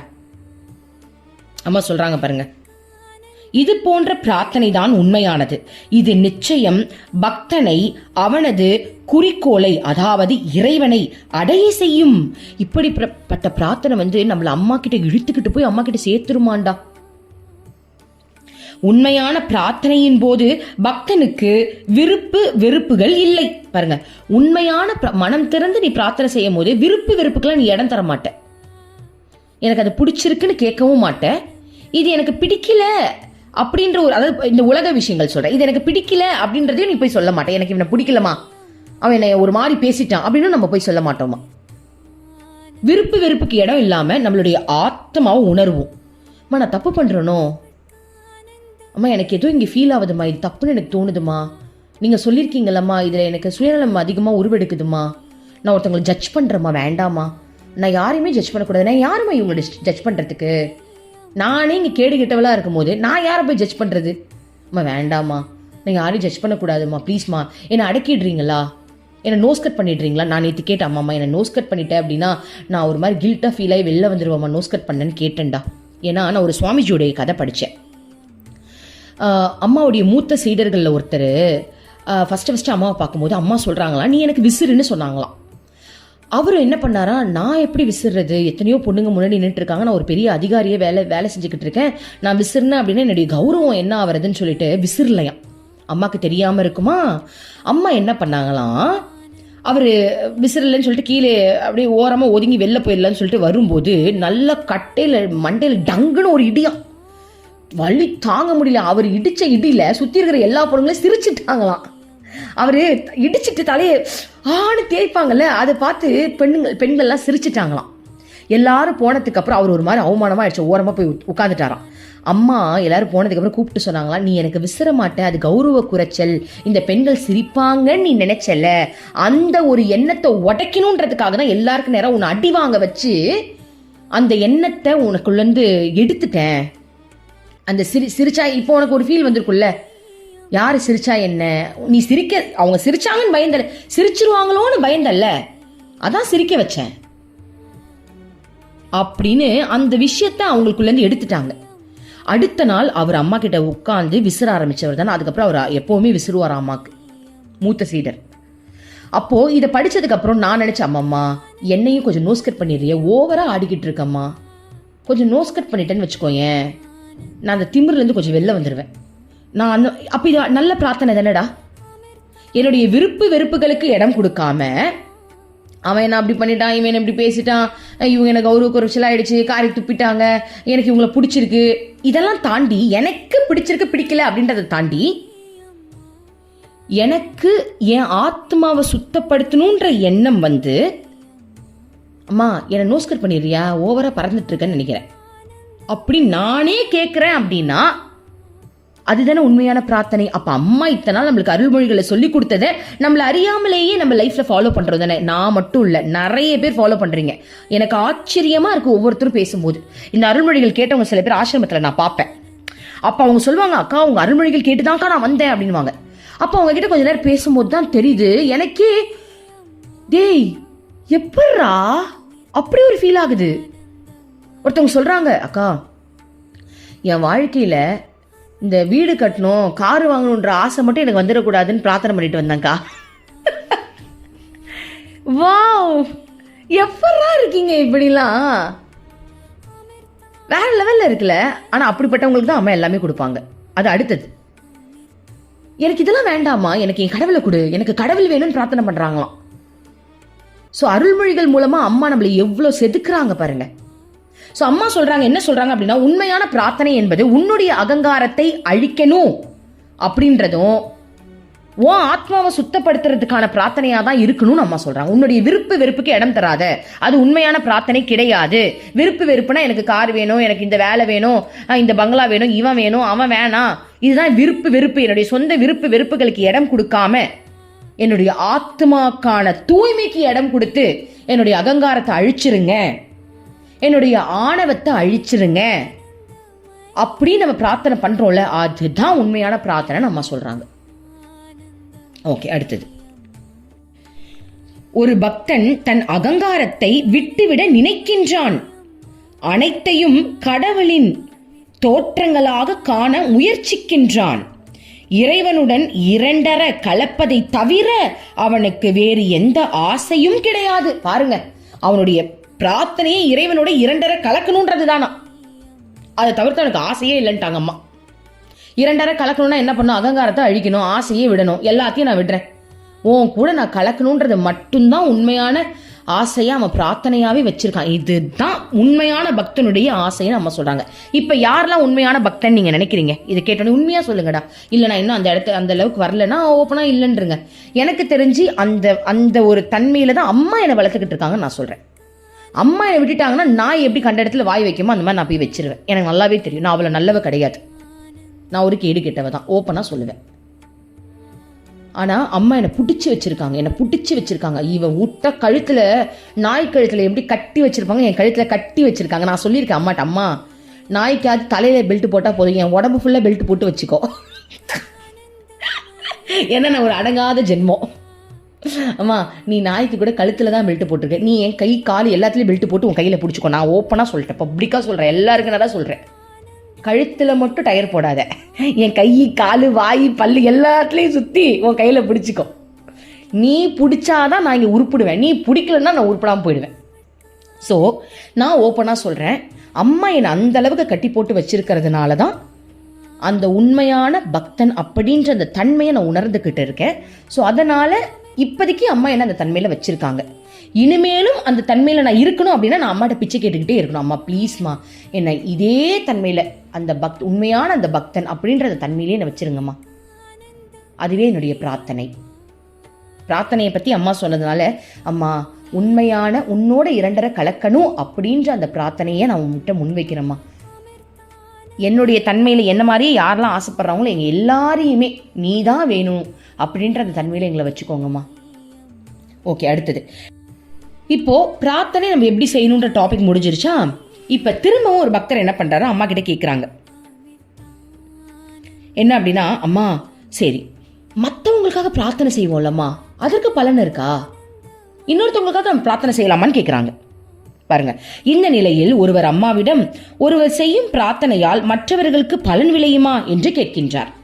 அம்மா, ஆம், அப்படி நடக்கலாம். பிரார்த்தனை செய்பவரின் மன ஒருமைப்பாடு, பக்தி, உறுதியான சங்கல்பம் இவற்றால் சம்பந்தப்பட்டவர்களுக்கு பலன் விளையும் அப்படின்னு அம்மா சொல்றாங்க. இப்போ இது ஒரு எக்ஸாம்பிளோட பார்த்துடலாம். ஒரு அம்மாவுடைய தீவிரமான பக்தை, டெய்லி பேசிஸ்ல காலையில அவங்க கிளாஸ் எடுப்பாங்க, இன்ன வரைக்கும் எடுத்துட்டு இருக்காங்க. லலிதா சகஸ்ரநாமம் படிப்பாங்க, கதை சொல்லுவாங்க, அம்மாவுடைய விஷயங்கள் எல்லாமே ஒரு கிளாஸா எடுத்துக்கிட்டு இருக்காங்க. அவங்க பையனுக்கு ஒரு ஆக்சிடென்ட், ஓகேவா? அவங்க நல்லா அம்மா கிட்ட பிரார்த்தனை பண்ணியிருக்காங்க. ஆனால் கால் வந்து கொஞ்சம் உடஞ்சிருச்சு. அதுக்கப்புறம் அதை ட்ரீட்மெண்ட் எடுத்து நல்லா போயிட்டு இருக்கு. இந்த விஷயத்த அம்மா கிட்ட வந்து சொல்றாங்க. அதுக்கு அம்மா சொன்னாங்களாம், உன்னுடைய பக்தியால தான் அவன் இன்னைக்கு உயிரோட இருக்கான்னு சொன்னாங்களாம். அந்த அம்மாவுடைய பக்தியால அந்த பிள்ளை காப்பாற்றப்பட்டுச்சான். அப்ப இதுக்கு அந்த பதில் வந்துச்சா? இப்ப அடுத்தது பார்க்கலாம், அம்மா என்ன சொல்றாங்கன்னு பார்ப்போம். இதன் மூலம் அவரது ஆசை நிறைவேற்றலாம். அதாவது உண்மையான பக்தர்களின் அந்த சங்கல்பம், அந்த ஒருமைப்பாடு, அந்த பக்தி உணர்வு, அதன் விளைவாக மற்றவங்களுக்காக அவங்க பிரார்த்தனை செய்யறாங்க அப்படின்னா இதன் மூலம் அவரது ஆசை நிறைவேற்றலாம். இப்படிப்பட்ட பிரார்த்தனை ஒருவர் ஆபத்திலிருந்து காப்பாற்றவும், வியாதியை குணப்படுத்தவும், ஆசைகளை நிறைவேற்றவும் உதவும். பாருங்க, முதல்ல இப்படிப்பட்ட பக்தர்களுடைய பிரார்த்தனை ஒருத்தவங்களை குணப்படுத்துறதுக்கும் ஒருத்தவங்களை ஆபத்திலிருந்து காப்பாற்றுறதுக்கும் உதவி செய்யுதுன்றாங்க. ஆனால் இறைவனை அடைவதுதான் உங்கள் லட்சியம் என்றால் நீங்கள் அகங்காரமற்றவர்களாக ஆக வேண்டும். அதற்கு ஆன்மீக சாதனை தேவை. தனது தீய வாசனைகளை அகற்ற சாதகன் உண்மையாக பிரார்த்திக்க வேண்டும். சாதகனின் பிரார்த்தனை உலக பொருட்களை அடைவதற்காகவோ லௌகீக ஆசைகளை நிறைவேற்றிக் கொள்வதற்காகவோ உள்ளது அல்ல. பாருங்க, நம் உண்மையான சாதகருடைய பிரார்த்தனை இந்த உலக சம்பந்தப்பட்டதா இருக்கவே கூடாதுன்னு சொல்றாங்க அம்மா. அது இறைவனை அடைவதற்கான லட்சியமாவே இருக்கணுமா. உலகியல் பொருட்களையும் ஆசைகளையும் கடந்து செல்வதற்கே அவன் பிரார்த்திக்கின்றான். தனது உண்மையான நிலையான இருப்பிடத்தை, கடவுளை அடைய வேண்டும் என்ற சாதகனின் தீவிரமான ஏக்கத்தின் வடிவமே இது. தனது அகங்காரத்தின் சுமைகளை அவன் உணர்கின்றான். அதை எப்படியாவது இறக்கி வைத்துவிட வேண்டும் என்று விரும்புகின்றான். இந்த தீவிரமான ஆர்வம் ஒரு பிரார்த்தனையாக வடிவெடுக்கிறது. பாருங்கடா, அம்மா என்ன சொல்றாங்கன்னா, அதாவது மற்றவங்களுக்காக பிரார்த்தனை செய்யலாமா, பண்ணலாம். அவங்களுடைய ஒரு மன ஒருமைப்பாடு, அந்த மாதிரி ஒரு பிரார்த்தனை செய்யும் போது மற்றவங்களுக்கு ஆபத்திலேருந்து காப்பாற்ற முடியும். இவங்களுடைய பிரார்த்தனை இன்னொருத்தவங்களுடைய ஆபத்திலேருந்து ஒருத்தவங்களை காப்பாற்ற முடியும், ஹாஸ்பிட்டல் செலவுலேருந்து காப்பாற்ற முடியும், ஆக்சிடென்ட்லேருந்து காப்பாற்றலாம் முடியும். ஆனால் உண்மையான தீவிரமான பக்தர்கள் என்ன பண்ணுவாங்க அப்படின்னா, தன்னுடைய லட்சியமான இறைவனை அடையிறதுக்கு அவங்களுடைய பிரார்த்தனையே என்னுடைய அகங்காரத்தை அழிச்சு எப்படி உங்ககிட்ட சேர்றதுன்றதுல மட்டும்தான் இருக்குமா. இப்போ இதில் ஒரு எக்ஸாம்பிள் பார்த்துடலாம். இப்போ என்னோட வாழ்க்கையில் என் கூட இருக்கிறவங்களுக்கு நான் யாருக்காவது பிரார்த்தனை பண்ணியிருக்கேனான்னு கேட்டால் இல்லை. எல்லாரும் என்கிட்ட சொல்லியிருக்காங்க, நீ பிரார்த்தனை பண்ணால் அம்மா கண்டிப்பாக செய்வாங்க, உன் தம்பிக்கு இன்னும் கல்யாணம் ஆகலை, நீ போய் அம்மாட்ட கேளு, நீ போய் வாயை திறந்து கேளு. எனக்கு தோணுனதே இல்லை. அவனுக்கு வேணும்னா அவன் போய் கேட்கட்டும், எனக்கு தோணுனது இல்லை. அப்போ அது உனக்கு கடமை இல்லையா? எனக்கு முதல்ல நான் கடமைன்னு நினைச்சேன். இப்போ எனக்கு என் கடமையே கடவுளை அடையிறது மட்டும்தான். அவனுக்கு வேணும்னா அவனுக்கு வாய் கொடுத்துருக்காங்க, அவனுக்கு நாலேஜ் இருக்கு, அவன் போய் கேட்கட்டும். எங்கள் அம்மாவுக்கு என் தம்பி கல்யாணம் பண்ணணும்னு ஆர்வம் அதிகம், நீ போய் கேளு. நான் கேட்கவே இல்லை. ஒருவேளை நான் கேட்டிருந்தா கிடைச்சிருக்குமா? எனக்கு அது தேவையில்லை. ஏன் நான் அதை கேட்கணும்? ஆனால் வேறு விஷயத்த நான் கேட்பேன். அவங்களுக்கு ஆன்மீக ஞானத்தை கொடுத்துருங்கம்மா, அவங்களுக்கு தீட்சை கொடுங்கம்மா, அவங்களுக்கு உன் மேலே இன்னும் பைத்தியக்கார தனத்தை கொடுங்கன்னு கேட்க சொன்னால் நான் சத்தியமாக கேட்டுருவேன். ஏன்னா என்னை பொறுத்த வரைக்கும் ஒரு ஆத்மாவுக்கு அதுதானே முக்கியம். கல்யாணம் எனக்கு முக்கியமாக தோணலையே, அப்புறம் எப்படி நான் அதை போய் கேட்பேன்? எனக்கு அது முக்கியமாகவே தோணலையே. புரியுதுங்களாடா? எனக்கே அது முக்கியமாக தோணலைன்ற போது நான் எப்படி போய் கேட்பேன்? அது அவங்களுக்கு நல்லதுன்னு அவங்க நினச்சிக்கிட்டு இருக்காங்க. என்னை பொறுத்த வரைக்கும் ஒரு மனுஷனுக்கு தேவை, உனக்கு குரு வேணும்ப்பா.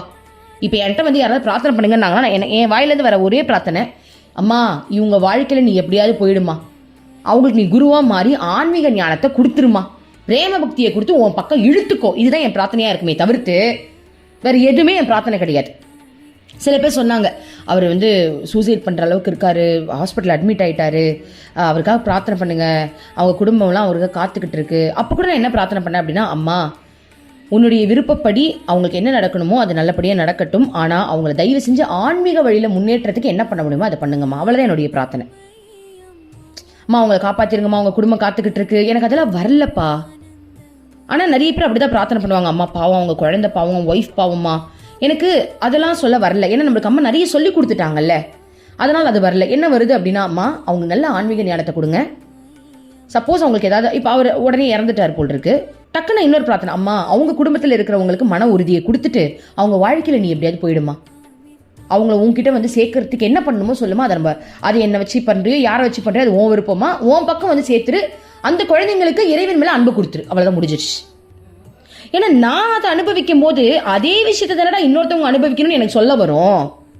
நான் எதை அனுபவிக்கணும்னோ அதே விஷயம் இன்னொருத்தவங்களுக்காக நான் பிரார்த்தனை பண்ணுறேன் அப்படின்னா அதுதான் உண்மையான பிரார்த்தனையாக இருக்கும்னு எனக்கு தோணுது. அவங்க ஆசையை நிறைவேற்றுறதுக்காக நான் பிரார்த்தனை பண்ணேன் அப்படின்னா அவங்க ஆசையே இங்கே கரெக்டாக தப்பான்னு தெரியலையே, அப்புறம் எப்படி அவங்க சொன்னதை நான் பண்ண முடியும்?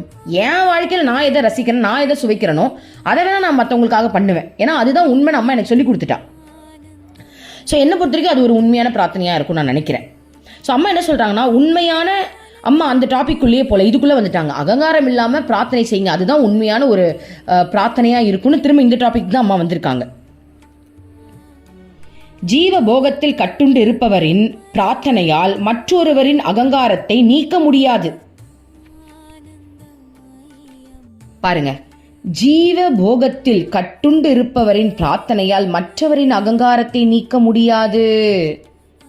அதாவது ஜீவ போகம்னா இந்த சராசரி மனுஷ வாழ்க்கை வாழ்றாங்க இல்லையா, அதுலயே ரொம்ப ஆழ்ந்து இருக்கிறவங்களுடைய பிரார்த்தனையால ஒருத்தவங்களுடைய அகங்காரத்தெல்லாம் அழிக்கவே முடியாதுன்னு அம்மா சொல்றாங்க. அதற்கு சுய முயற்சியும் சத்குருவின் வழிகாட்டுதலும் வேண்டும். பாருங்க, இப்போ எக்ஸாம்பிள், இப்போ என் கூட இருக்கிறவங்க இந்த உலக போக வாழ்க்கையில ஒரு வேற லெவல் ஒரு ஃபீல்ட்ல இருக்காங்க அப்படின்னா நான் அவங்களுடைய அகங்காரத்தை அழிக்க முடியாது. அதுக்கு அவங்களுடைய சொந்த முயற்சி வேணும்ன்றாங்க அம்மா. அவங்களுடைய சொந்த முயற்சி அதில் வேணும்.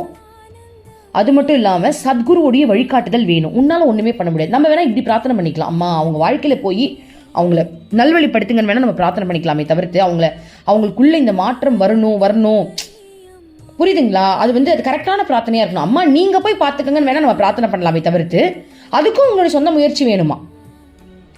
அந்த மாதிரி விஷயத்துல என்னுடைய பிரார்த்தனையால மட்டும் மாத்திர முடியாது. புரியுதுங்களாடா? இப்ப எக்ஸாம்பிள் சொல்லுனா துரியோதனன் எடுத்துக்கோங்க. அவங்க அம்மா கூட அந்த துரியோதனனுக்காக பிரார்த்தனை பண்ணியிருப்பாங்க, இறைவா இவரை எப்படியா நல்லபடியா மாத்திருங்க, போர் வேணான்னு. அதுக்காக அவர் போரை விட்டுட்டாரா என்ன? இவங்களுடைய பிரார்த்தனையின் மூலமா அவங்க திருந்திட்டாங்களா என்ன? இல்ல, அது அவர் முடிவெடுக்கணும். அதுதான் அம்மா சொல்றாங்க, அந்த ஜீவ போகங்களை சிக்கி இருக்கிறவங்கள நீ என்ன பிரார்த்தனை பண்ணாலும் மாற்ற முடியாது. 100% அதுக்கு அவங்க பிரார்த்தனை பண்ணணும்ன்றாங்க அம்மா. ஓகே, அடுத்தது, ஒரு சத்குருவின் முன்னிலையில் அகங்காரத்தை எதிர்த்து போராடுவது அல்லது மனதை அழிக்க முயலுவது எளியதாகும். பாருங்க டே, எவ்வளவு பெரிய விஷயம் பாருங்கடா. ஒரு சத்குரு முன்னாடி நின்று உன் வாழ்க்கையில் நடக்கிற விஷயங்கள் நீ போராடி பாரு, அது ஈஸின்றாங்க அம்மா. உன்னுடைய வாசனைகளை களைவதும் உன்னுடைய அகங்காரத்தை நீக்கிறது ரொம்ப சுலபம்னு சொல்றாங்க. சத்குரு முன்னாடி இருந்து அதை அகற்றத்துக்கு என்னென்ன பண்ண முடியுமோ பண்ணுவா. ரொம்ப சத்தியம், வேற லெவல் ஃபீல் தெரியுமா இது? ஏன்னா எனக்கு இந்த பூர்வ ஜென்ம தாக்கம்ன்றது ரொம்ப அதிகம். சின்ன வயசுல இருந்து பூர்வ ஜென்ம தாக்கத்துக்காக நான் ரொம்ப அழுதுருக்கேன். அம்மா கிட்ட வர்றதுக்கு காரணம் பூர்வ ஜென்ம தாக்கம் தான், என்னுடைய ராமச்சந்திரன் அப்பா மூலமா தான். ஆனா ரொம்ப ஹேண்டில் பண்ண கஷ்டமா இருந்துச்சு. ஆனா அதுக்கப்புறம் எனக்கு வரக்கூடிய பூர்வ ஜென்ம தாக்கங்கள் எப்படி சொல்றது தெரியுமா? அப்படியே இந்த சூடான தோசைக்கல்ல தண்ணியை ஊத்துனா சுருன்னு பொசிங்க தண்ணியெல்லாம் காணா போமே, அந்த மாதிரி எவ்வளோ பெரிய பூர்வ ஜென்ம தாக்கம் வந்தா கூட அம்மான்ற சத்குரு மூலமா அது பொசுங்கி போயிடுது. ஃபீலிங்ஸே இருக்க மாட்டேங்குது. நிறைய தாக்கம் வந்துச்சு, ஆனா அம்மா எல்லாத்தையும் புடுங்கி விட்டா பாருங்க. வேற லெவலில் அடிச்சு தும்சம் பண்ணா. அதான் அம்மா சொல்றது உண்மை. அடுத்தது, சத்குருவின் எண்ணம் அல்லது அவரது பார்வை அல்லது ஸ்பரிசம் ஆகியவை சீடனின் மனநிலையில் மிகப்பெரிய மாற்றத்தை ஏற்படுத்தும். பாருங்கடா, சத்குருவின் எண்ணம், அவருடைய அம்மாவோட தாட்ஸ் அல்லது அவரது பார்வை, அம்மா நம்மளை பார்க்கறது, வாவ் ஐயோ செல்லமே இந்த வாரம் வரேன்டி, சாட்டர்டே சண்டே உன்னை பார்க்க வரேன், என்னை பாரு, என்னை பார்த்து இது இருக்கிற ஆளுக்கெல்லாம் தீத்து விடு. பாருங்க, அம்மாவுடைய எண்ணம், அம்மாவுடைய இந்த பார்வை, ஸ்பரிசம் அம்மா கட்டி பிடிக்கிறது ஆகியவை சீடனின் மனநிலையில் மிகப்பெரிய மாற்றத்தை ஏற்படுத்துகிறது. பாருங்க, அவ தொட்டாலே போதும், அம்மா அப்ப வரமா, என்ன தொட்டுருமா, தொட்டு இருக்கிறதெல்லாம் மாத்தி விட்டுருமா ப்ளீஸ்மா. பாருங்க எப்படி சொல்றா பாருங்க அம்மா. மாற்றம் ஏற்படுத்துமா. ஒரு சத்குரு நினைத்தால் தனது சிஷ்யனுக்கு அல்லது பக்தனுக்கு ஆத்ம அனுபூதியை அளிக்க முடியும். அவர் எதையும் செய்ய வல்லவர். அவரது சங்கல்பமும் இறைவனின் சங்கல்பமும் ஒன்றே. பாருங்க, ஒரு சத்குரு நினைச்சா ஆத்ம அனுபூதியை கொடுக்க முடியுமா. நான் இன்னைக்குதான் அம்மா கிட்ட பிரார்த்தனை பண்ண, அம்மா எனக்கு ஆத்ம அனுபூதி வேணா கொடுத்துருமா. சத்தியமா எனக்காக கேட்கல, இது வரைக்கும் நான் ஆத்ம அனுபூதியில வேணான்னு சொன்னேன். எனக்கு பக்தி தான் வேணும், நான் பிச்சை எடுத்தேன், அம்மா எனக்கு பக்தி தான் வேணும், எனக்கு முக்தி வேண்டான்னு. ஆனா இன்னைக்கு காலையில நான் பிரார்த்தனை பண்ணிக்கிட்டேன். அதுக்கு ரீசன் இருக்கு. ஏன்னா என் மேல நிறைய பேர் பற்றுல இருக்காங்களா, என் மேல பற்று இருந்தா அது ஒரு கர்மா. நிறைய பேருக்கு என்ன பிடிச்சிருக்கு. நம்ம வீட்டில் இருக்கிறவங்க மட்டும் சொல்லடா, நம்ம பேசுறாங்களே, நம்ம சேனல் பார்த்து நம்ம கிட்ட ஏதோ ஒரு பற்று அவங்களுக்கு என் மேல இருக்கு. கனவுலலாம் நான் தான் போறேன், அம்மா என் ரூபத்துல தான் எல்லாரோட கனவுல வேற போறேன்னு வேற சொல்லிட்டு இருக்காங்க. அப்போ என் மேல பற்று, நான் ஆத்ம அனுபூதி அடையாம இருந்தேன்னா, என் மேல பற்று இருந்ததுன்னா அது ஒரு கர்மாவா கணக்காயிடும். அது என்னையே சேர்ந்துடும், அவங்களுக்கு ஒரு பாதிப்பு. ஆனா நான் அம்மாவோட கலந்துட்டேன் அப்படின்னா என் மேல வர அன்பெல்லாம் அவங்களுக்கு அம்மாவுக்கே சமர்ப்பணம் ஆயிடும்ல, அது அம்மாவாவே மாறிடும்ல. ஸோ அதனால அம்மா பேசாம அப்ப எனக்கு கொடுக்கணும்னு நினைச்சா கொடுத்துருமா. ஏன்னா என் மேல பற்று இருக்கவங்க எல்லாமே அது உன்னை சேர்ந்துரும்லம்மா. ஏன்னா எனக்கு சில பேர் மேல அந்த பற்று வரும்போது நான் இதை நினைச்சேன், அவங்க மட்டும் ஆத்மானுபூதி அடைஞ்சிருந்தாங்கன்னா ஒரு பிரச்சனையுமே இல்லையே, நம்ம ஜாலியாக கிருஷ்ணா நினச்சிட்டு போயிருக்கலாமே. இன்னைக்கு நம்மளுக்கு ஒரு ஃபீல் வருது, அவங்களுக்கு ஆத்மா அனுபூதி இல்லை அப்படின்னா அது நம்மளை பாதிக்கும்ல, அது ஒரு கர்மா பேஸ் தானே. அப்போதான் எனக்கு தோணுச்சு. அப்போ ஒரு நிமிஷம் யோசிச்சேன், அப்போ ஏன் மேலே பட்டு இருக்கவங்களுக்குலாம் என்ன ஆகும்? ஸோ பாருங்க, அம்மா சொல்கிறா நான் நினச்சேன்னா யாருக்கு வேணாலும் கொடுக்க முடியும்னு சொல்கிறா பாருங்க. ஸோ நம்ம விண்ணப்பம் போட்டாச்சு, அது அம்மாவுடைய விருப்பம், அது அடையணும்லாம் ஆசைப்படல, சும்மா மற்றவங்களுக்காக நம்ம சொன்னோம், அது அம்மாவுடைய விருப்பம், அவ்வளோதான். நீங்கள் அற்ப ஆசைகளை நிறைவேற்றிக் கொள்வதற்காக பிரார்த்தனை செய்தால் மனதின் வசப்பட்டவர்களாக அதன் விருப்பு வெறுப்புகளுக்கு கட்டுப்பட்டவர்களாக தான் இருப்பீர்கள். அது மட்டுமல்ல, பாருங்க, அற்ப ஆசைகளை நிறைவேற்றிக் கொள்ள பிரார்த்தனை செஞ்சீங்க அப்படின்னா உங்களுடைய உங்க மனசு கட்டுப்பாட்டில் தான் நீங்க இருப்பீங்களாம். விருப்பு வெறுப்பு அப்படின்ற அந்த உணர்வுல தான் இன்னும் இருப்பீங்களா. அது மட்டுமல்ல, இருக்கும் வாசனைகளுடன் மேலும் புதிய வாசனை சேர்ந்து கொள்ளும். பாருங்க, புதிய வாசனை வேற சேர்ந்துக்குமா, எதுக்கு இருக்கிறதே இங்க கழுவும் இல்ல, இதுல இன்னும் குப்பையாச்சுன்னா யாரு கழுவுறது? பாருங்க, புதிய ஆசைகளும் புதிய உலகங்களும் உருவாகின்றன. கோபம், காமம், பேராசை போன்றவை, பொறாமை, மனக்குழப்பம் ஆகிய தீய இயல்புகள் சங்கிலி தொடர்பு போல நீளுகின்றன. பாருங்கடா, ஆக்சுவலி இதெல்லாம் நிறைய வருதான். புதிய புதிய ஆசைகள், புதிய புதிய உறவுகள், இதன் மூலமா அந்த கோபம், காமம், பேராசை, பொறாமை, மனக்குழப்பம் ஆகிய தீய இயல்புகள் சங்கிலி தொடர்பு போல நீளுகின்றன. பாருங்க, அது ஒரு சங்கிலி மாதிரியாம், சங்கிலியால பிணைக்கப்பட்ட மாதிரியாம். ஒவ்வொரு ஆசையும் அதற்கே உரிய ஒரு தீய இயல்பை உருவாக்குகிறது. நிறைவேறாத ஆசை கோபமாக வடிவெடுக்கிறது. இதற்கு மாறாக ஆத்ம போதத்தை அடைவதற்காக மன தூய்மையை பெரும் நோக்கத்தோடு பிரார்த்திக்கும் போது வாசனைகள் அழிக்கப்படுகின்றன. இப்படிப்பட்ட பிரார்த்தனை வாழ்க்கையின் கண்ணோட்டத்தையே மாற்றுகிறது. பாருங்க, நம்மளுடைய பிரார்த்தனை எப்படிப்பட்டதா இருக்கணும்னு அம்மா சொல்றாங்க. கடவுளே வேணும் அப்படின்ற அந்த பிரார்த்தனையில இருக்கும் போது உன்னுடைய மனம் சுத்தமடையுது, விருப்பு வெறுப்புக்கு நீ அடிப்பணிய மாட்ட. ஆனா உலக போகங்களுக்காக நம்ம பிரார்த்தனை செய்யறோம் அப்படின்னா அம்மா சொல்றாங்க அது கோபம், காமம், மனக்குழப்பம் போன்ற மிகப்பெரிய சங்கிலியில பிணைக்கப்படுறதுனால நம்ம வாழ்க்கையை நாசமா போகுதுன்னு அம்மா சொல்றாங்க. அது ஒரு நாசத்திற்கு சமமா. அந்த மாதிரி பிரார்த்தனையை நீ கடவுள்கிட்ட பண்ணாதன்றாங்க. நம்ம உறுதியா அதை தான் பிடிக்கணும். பாருங்க, அடுத்தது, பழைய நபர் இறந்து அங்கு ஒரு புதிய மனிதன் பிறக்கின்றான். ஆனால் உலகியல் ஆசைகளுக்காக செயல்படும் பிரார்த்தனை ஒரு மனிதனின் இயல்பில் எந்த மாறுதலையும் ஏற்படுத்துவது இல்லை. இத்தகைய பிரார்த்தனை செய்பவர் அதே நிலையிலேயே இருக்கின்றார்கள். அவரது மனப்பாங்கில் எந்த மாறுதலும் இருக்காது. பாருங்க, ஒரு மனுஷன் பிறக்கிறான், இறக்குறான், ஆனா அவனுடைய ஆசை, அந்த பிரார்த்தனை எல்லாமே அவனுக்கு தேவையானதுல மட்டும் இருந்தா பிறந்தும் பிரோஜனம் இல்லை, இறந்தும் பிரோஜனம் இல்லை. அடுத்த பிரிவில் அவன் அதே தான் பண்ணிட்டு இருக்கான். என்ன பிரோஜனம் இருக்கு? கரெக்டு தானே? பிறக்கிறோம், திரும்ப இறக்குறோம், திரும்ப பிறக்கிறோம் அப்படின்னா அட்லீஸ்ட் அடுத்த பிரிவிலையாவது ஒரு மாற்றம் வரணும்ல. அடுத்த பிறவிலையும் கடவுள்கிட்ட பிரார்த்தனைன்ற பேர்ல எனக்கு இது வேணும் அது வேணும்னு கேட்டுக்கிட்டு அது கிடைக்கலன்னா கோவப்பட்டுக்கிட்டு மற்றவனுக்கு கிடைச்சிச்சு எனக்கு கிடைக்கலையேன்னு ஒரு பொறாமையில போட்டியில என்ன வாழ்க்கை இது? அப்ப எதுக்கு பிறக்கணும், எதுக்கு இறக்கணும்? பிரோஜனமே இல்லைன்றாங்க. அப்படிப்பட்ட விஷயத்துல எந்த ஒரு மாற்றுதலும் இருக்க போறது கிடையாது. நீ பிறந்தாலும் ஒண்ணுதான், இறந்தாலும் ஒண்ணுதான், திரும்ப பிறந்தாலும் அதே தான் பண்ண போற. நோய்வாய்ப்பட்டிருப்பவர்களுக்காகவோ அல்லது உங்களை விட ஏழ்மை நிலையில் இருப்பவர்களுக்காகவோ பிரார்த்தனை செய்யக்கூடாது என்று அம்மா சொல்லவில்லை. அவர்களுக்கு உதவும்படி இறைவனிடம் வேண்டிக் கொள்ளுங்கள். அற்பமான புலன் இன்பங்களுக்காக பிரார்த்தனை செய்வதை விட இது எவ்வளவோ மேலானது. ஆனால் ஆத்ம அனுபூதிதான் உங்களது லட்சியம் என்றால் உங்கள் அகங்காரமும் வாசனைகளும் அழிக்கப்பட வேண்டும். இதற்கு சாதனையும் சத்குருவின் வழிகாட்டுதலும் அவரது கருணையும் மிக மிக அவசியம். பாருங்க, அம்மா சொல்லிட்டாங்க பாருங்க. அதாவது ஒருத்தவங்க ரொம்ப கஷ்டத்துல இருக்காங்க, ஏழ்மையா இருக்காங்க, நோய்வாய்ப்பட்டு இருக்காங்கன்னா அவங்களுக்காக நீங்க பிரார்த்தனை செய்யுங்க. இறைவா அவங்களுடைய வாழ்க்கையில போய் அவங்களுக்கு என்ன வேணுமோ நீங்க நல்லபடியாக செஞ்சு கொடுங்கன்றது நல்ல பிரார்த்தனை. இப்ப நான் சொன்னல, இவங்களுக்கு கல்யாணம் பண்ணணும், இவங்களுக்கு வீடு கிடைக்கணும், அதுவே அங்க தப்பு. அதுல நீ வேற அவங்களுக்கு நீ சப்போர்ட் பண்ணிட்டு கடவுள் கிட்ட வரியா அப்படின்ற மாதிரி தானே இருக்கு. ஸோ அந்த மாதிரி பிரார்த்தனைகள் வேண்டாம். ஆனா உன்னுடைய வாழ்க்கையின் லட்சியமே, நம்மளதான் சொல்றாங்க, உன்னுடைய வாழ்க்கையின் லட்சியமே கடவுளை அடையணும், ஆத்ம அனுபூதி கிடைக்கணும்ன்றதுதான் உன் லட்சியமே அப்படின்னா உன்னுடைய பிரார்த்தனை உன் அகங்காரத்தை அழிக்கணும். கடவுளே, என்னுடைய அகங்காரம், கெட்ட வாசனைகள், தீய எண்ணங்கள் இதெல்லாம் அழிச்சிருங்கன்றதுதான் உன்னுடைய பிரார்த்தனையாவே இருக்கணும்ன்றாங்க அம்மா. சத்குருவின் வழிகாட்டுதலும் அவருடைய கருணையும் மிக மிக அவசியம். ஸோ இப்படிப்பட்ட பிரார்த்தனையை நம்ம சத்குரு கிட்ட வைக்கும் போது அது உனக்கு 100% ஒர்க் அவுட் ஆகும்னு சொல்றாங்க. அம்மா நினைச்சாங்கன்னா என்ன வேணாலும் பண்ண முடியும்ன்றாங்க. பிரார்த்தனையை பற்றிய இந்த உரையாடலுக்கு பிறகு ஒரு பஜனை பாடப்பட்டது. அதன் இனிய பக்தி வெள்ளம் அவ்விடத்தே நிறைந்தது. ஓகேடா, ஸோ நல்லா புரிஞ்சுதா? பிரார்த்தனை அப்படின்றத பத்தி அம்மா சூப்பரா சொல்லி கொடுத்துட்டாங்க. ரொம்ப சிம்பிளா சொல்லணும்னா, சாதா மனுஷங்களுடைய பிரார்த்தனை அவங்களுக்கு சுயநலமா இருக்கும், உலக விஷயங்கள் சம்மந்தப்பட்டதா இருக்கும். ஆத்ம அனுபூதி, இறைவனே வேணுன்றவங்களுடைய பிரார்த்தனை தன்னுடைய அகங்காரத்தை அழிக்கணுன்றதாக தான் இருக்கும்.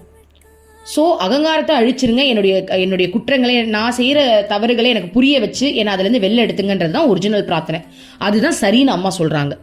மற்றவங்களுக்காக நீங்கள் பிரார்த்தனை பண்ணுறீங்க அப்படின்னா, உடல் நலத்திற்காகவோ அவங்களுடைய பண கஷ்டத்திற்காகவோ நீங்கள் பிரார்த்தனை பண்ணுங்க. பண்ணிட்டு அவங்களுக்கும் ஒரு நல்ல ஆன்மீக ஞானத்தை கொடுத்துருங்கன்னு சொல்லிட்டு விட்டுறணும். அவங்களுக்காக நம்ம போராடிக்கிட்டு அதெல்லாம் பண்ணணும்னு அவசியம் கிடையாது. நமக்கு தெரியும் இல்லையா, ஏன்னா நம்ம எந்த வழியில் இருக்கோமோ அதுக்கு ரிலேட்டடான பிரார்த்தனை மற்றவங்களுக்காக நம்ம பண்ணுறோம் அப்படின்னா அது சூப்பர். அவங்க கேட்கறதே தப்பு, ஆனால் அதையே நான் என் குருக்கிட்ட வந்து கேட்குறேன் அப்படின்னா எதுக்கு அது? ஓகேவா? ஸோ அந்த மாதிரி பிரார்த்தனைலாம் வேணாம். உன்னுடைய லட்சியம் இறைவன் அடையணும் தானே, அப்போ அகங்காரத்தை எடுக்கணுன்றத பிரார்த்தனையாக வச்சுக்கோ. எனக்கு விருப்பு வெறுப்பு இருக்கக்கூடாதுன்றத பிரார்த்தனையாக வச்சுக்கோங்க அப்படின்னு அம்மா சொல்கிறாங்க. ஓகே, ஸோ இன்னைக்கு பிரார்த்தனையை பற்றி எவ்வளோ அழகாக அம்மா சொல்லி கொடுத்துருக்காங்களே, எவ்வளோ பெரிய விஷயம் இல்லை? ரொம்ப நன்றிம்மா அம்மா. நாங்கள் எல்லாரும் சேர்ந்து இப்போ பிரார்த்தனை பண்ணிக்கிறோம்மா. எங்கள் எல்லாருக்கும் இறைவன் மேலே அளவு கடந்த அன்பு வரணும். இறைவா நீயே வேணும் அப்படின்னு இருக்கணும். எங்களுடைய அகங்காரத்தை அழிச்சிடுமா, எங்களுடைய ஆணவத்தை அழிச்சிடுங்கம்மா. ஓம் அமிர்தேஸ்வரி நமக. ஓம் நம சிவாயா. மனமே உனக்கு சொந்தம், ஒருவரும் இல்லை என்ற உண்மையை ஒரு நாளும் நீ மறந்திடாதே.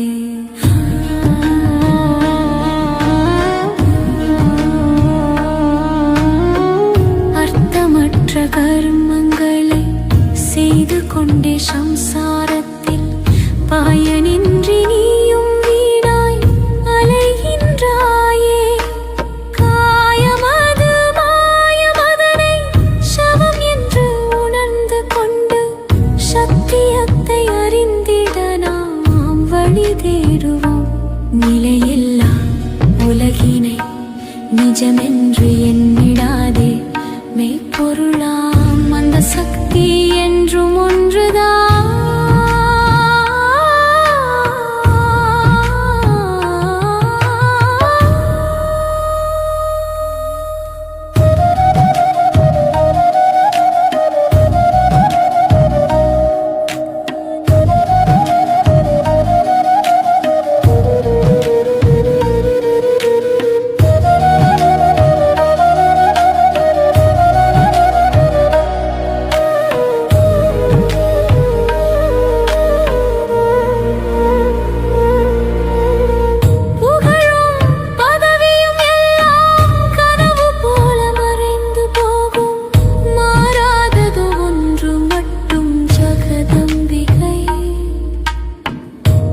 பாசமாயை